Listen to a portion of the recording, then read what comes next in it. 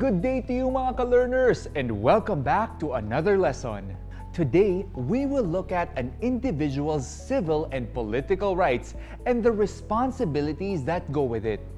Civil and political rights are a class of rights that protect an individual's freedom from being stepped on by governments, social organizations, and private individuals. Muli, ang karapatang sibil at politikal ay uri ng karapatan na masasabing nagbibigay proteksyon ng isang individual ng kalayaan laban sa pang-api. They ensure you can participate in the civil and political life of society and the state without fear of discrimination or repression. Walang takot sa diskriminasyon o panunupil. Let's start by looking at a right that allows us to dictate the course of our nation, the right to vote o ang karapatang bumoto. May 9, 10, or 11. These are usually the dates when elections are held in the Philippines. The right to vote, otherwise known as the right of suffrage, is enshrined under Section 1, Article 5 of the 1987 Constitution. It allows all Filipinos aged 18 and up the right to vote, provided they have lived in the Philippines for at least 1 year. It also requires that you have lived in the city or town you wish to vote in at least 6 months right before the next election. It also says that no one shall be denied of this right because of how well they can read and write, how much they own and earn, or any other substantiative requirement that will prevent them from voting. Elections in the Philippines happen every 3 years. One is called the presidential elections, while the other is the midterm elections. The presidential elections helps us elect government officials seated as high as the president. Whoever gets elected president leads our country for the next 6 years alongside the vice president and 12 of the 24 senators. The midterm elections happen during the middle of the president's term, 3 years after he is elected. In this election, we will elect the other 12 of the 24 senators. The president, vice president, and senators serve for 6 years. Meanwhile, we elect our district and party list representatives as well as provincial, city, municipal, barangay, and sangguniang kabataan officials every 3 years. Why are these details important? Because election years are when we can assert our political rights. Let's look at a typical example of what happens during an election year. May 11, Election Day. Today, persons of the right age will vote for the local and national officials of their choice. Hector is in Precinct 12, standing in line as he waits for his turn to vote. Paring Hector, here's 50 pesos. Make sure you vote for Villegas and you can keep it. What? No, I don't need your money. My vote is not for sale. What you just witnessed is vote buying. It involves one candidate or a supporter of a candidate trying to secure votes by paying off voters during election day. This used to happen right at the entrance of a poll precinct or classroom.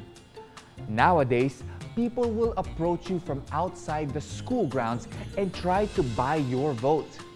What happens when you let a candidate buy your vote? You essentially give away your right to vote to that candidate. This, however, is not the only way to buy a vote. Watch this conversation between Rita and Azon. Hi Rita, it's good to see you today. Can you please lend me 1,000 pesos? We ran short of money and I need to buy rice and milk for my baby. I'm sorry, Azon, but I only have enough for my family. Why don't you go to the mayor? He is giving away rice, canned goods, and money. All he asks for is your support and vote for him in the coming election. What you saw is another example of vote buying. It's not direct and does not happen during the election day itself. Again, these two examples take away your right to vote by forcing you to vote for a certain candidate in exchange for something of value. You are essentially letting go of your responsibility to help your town or city grow by not voting for the person who might not want it to succeed. Candidates, or usually someone who wants a certain candidate to win, will buy votes either on election day or by distributing goods weeks or even months prior to an election year. Remember, there are still countries that either do not allow their women or even their citizens to vote for their leaders. Imagine being led by the same people for years and not seeing any progress in your neighborhood. That is what you are giving up by not exercising your right to vote, which includes you selling your vote. We can consider ourselves lucky that our laws allow everyone to do so, as long as they are at least 18 years of age. Now, let's look at civil rights, specifically our Bill of Rights. Article 3 of the 1987 Constitution contains the civil rights of every Filipino, otherwise known as our Bill of Rights. At its core is not allowing anyone, even the President of the Philippines, to deprive you of your life, freedom, or things you own without due process of law. Likewise, Article 3 also ensures that everyone is protected equally under our nation's law. This, however, is not always practiced. Let's look at this example. Mangorio has been arrested under order of the current mayor because he was seen handing out election materials in support of his opponent. Mangorio's arrest is a violation of his human rights. What happened to Mangorio is someone being detained because of his political beliefs and aspirations. This is wrong and against the law. As humans, we all have the right to be free from being arrested, put in jail, or exiled for no apparent reason. We also have the right to a fair trial and public hearing, as well as the right to be called innocent until we are proven guilty. Mangorio's case may sound extreme, but I'm sure you are aware of more extreme cases like what happened in Maguindanao in November 2009. We won't go into details, but let's just say people have killed just because they knew someone was supporting another candidate or having tried to run against them. Human rights violations are not limited to politics and the elections, though. Apart from the right to vote, the right to an education, and women's rights, there are other essential human rights that we have not discussed, like the following. Number 1, the right to choose one's religion. This gives us the right to freely practice any form of worship or spiritual belief as long as we do not endanger the public or pose as a threat to national security. This also requires us to respect other people's religions and beliefs. Number 2, the right to express your own opinion and to be able to express it freely. This has been used and abused a lot in recent times. Exercise this right carefully because it can legally cost you your freedom. Number 3, any person under investigation for a crime who cannot get his or her own lawyer must be provided with one to defend him or her during trial. This marks the end of this lesson and the end of this module. Congratulations, ka-learners! Before you go, let's review what we have learned from this lesson. Article 3 of the 1987 Philippine Constitution provides for the civil and human rights of every Filipino. Some of its provisions include the following.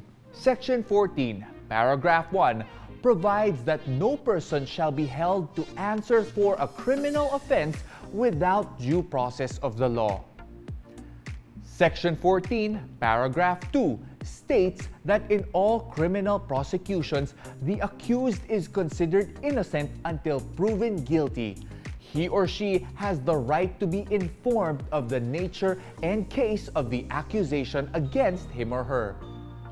Section 18 states that no person shall be detained solely by reason of his or her political beliefs and aspirations. Here's what we learned in this module. Number 1, every Filipino has the right to access quality education at all levels. The government has the duty to provide free, basic education at the elementary and high school levels. Number 2, every Filipino is responsible for availing of his or her right to education to benefit not only himself or herself and his or her family, but also the nation as a whole. Number 3, women have rights to good job opportunities, promotion at work, education, and good health in the same way that these rights are enjoyed by men. Women also have the right to be free from prostitution, rape, domestic abuse, and other acts of cruelty and injustice. In addition, pregnant women who are employed have the right to avail of maternity leaves. Number 4, Filipino residents who are at least 18 years old have the right to vote. Number 5, everyone has the right to express his or her own political beliefs and aspirations. Number 6, everyone is entitled to due process of law. Remember, the rights we discussed in this module are but a few of what we enjoy as Filipinos. Make sure you tune in to our future episodes to learn more about these rights. See you on our next episode, mga ka-learners!